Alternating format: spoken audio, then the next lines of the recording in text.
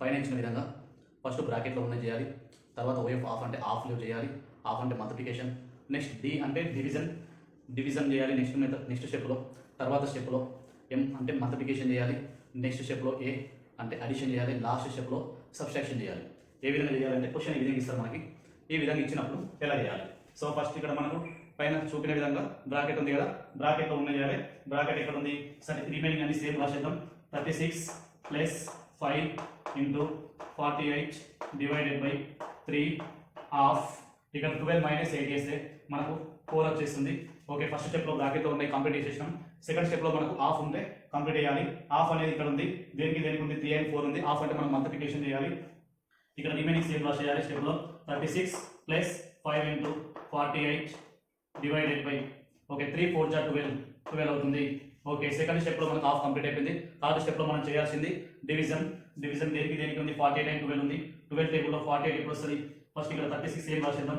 36 plus 5 into 48 అనేది 12 టేబుల్లో 12 1 జా 12 4 జా వస్తుంది. సో మనకు ఆన్సర్ అనేది ఇక్కడ ఈ రెండింటిని వేస్తే వచ్చే వాల్యూ అనేది 4 అవుతుంది. నెక్స్ట్ స్టెప్లో మనం చేయాల్సింది మల్టిప్లికేషన్. ఏ వాల్యూకి మిడిల్ ఉంది మల్టిప్లికేషన్ 5 and 4 5 4 జా 20 వచ్చేస్తుంది. సో 36కి 36 రాసేస్తున్నా ప్లస్ 5 4 జా 20.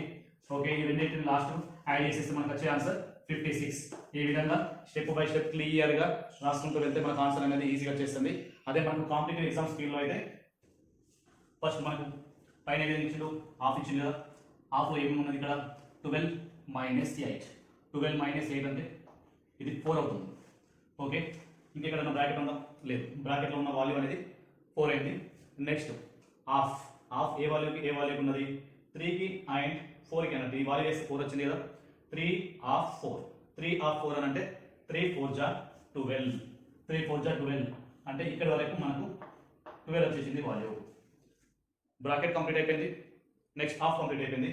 నెక్స్ట్ స్టెప్లో మనం చేయాల్సింది డివిజన్ ఇక్కడ ఉంది దేనికి ఉంది 48కి అండ్ ఈ టోటల్ చేస్తే 12 వచ్చింది కదా. 48 డివైడెడ్ బై 12 చేస్తే 12 టేబుల్లో మనకి 48 అనేది 4 జా వస్తుంది. అంటే 12 1 జా 12 4 జా. ఓకే, డివిజన్ ఇక్కడ ఉందా, నో ఇక్కడ లేదు. నెక్స్ట్ చేసేది మనకి మల్టిప్లికేషన్ దేనికి రిలేషన్ ఉంది, ఇక్కడ ఇంటూ అని అంటే ఇంటూకి ఇక్కడ 5 ఉంది, ఇక్కడ 4 ఉంది. సో 5 4 జా 20 అవుతుంది.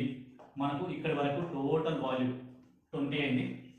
లాస్ట్ 36కి ప్లస్ 20 చేసేస్తే మనకు ఆన్సర్ వచ్చేస్తుంది. 36 ప్లస్ 20 అని అంటే ఆన్సర్ ఈస్ 56.